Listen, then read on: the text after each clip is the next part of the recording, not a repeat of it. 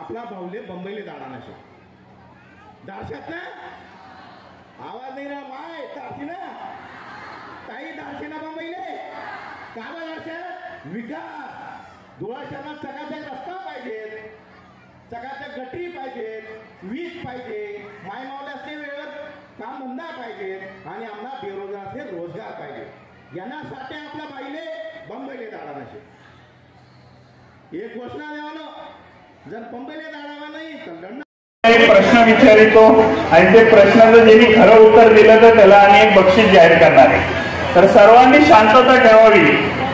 एक प्रश्नाचं जे सर्वात प्रथम हात वर करून उत्तर देईल त्याला आम्ही एक बक्षीस जाहीर करणार आहे। तर मला या ठिकाणी आपण आदिवासी समाजातून येतो, आपण आदिवासी समाजाचं प्रतिनिधित्व करतो, तर मला हे सांगा की जागतिक आदिवासी दिन हे कुणी जाहीर केलं? कोणी जाहीर केलं? बघा, हे आपल्या समाजाची दुर्दैव आहे की जे देशातले सगळे देश असतात जगातले, त्यांचं एक प्रमुख असतं ते संयुक्त राष्ट्र असतं। सरकारांचं सरकार म्हणजे संयुक्त राष्ट्र आणि ते संयुक्त राष्ट्राने 1994 साली जागतिक आदिवासी दिवस हे जाहीर केलं।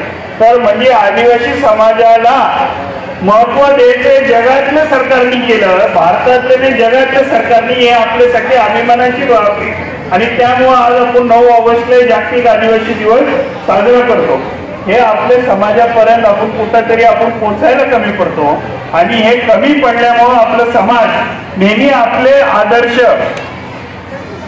भगवान एकलव्य जे त्यागाचं प्रतीक आहे, टंट्या भील जे समाजसेवेचं प्रतीक आहे आणि बिरसा मुंडा जे संघर्षाचं प्रतीक आहे, ह्या तिन्ही गोष्टींपासून आपला समाज लांब जाऊ राहिला।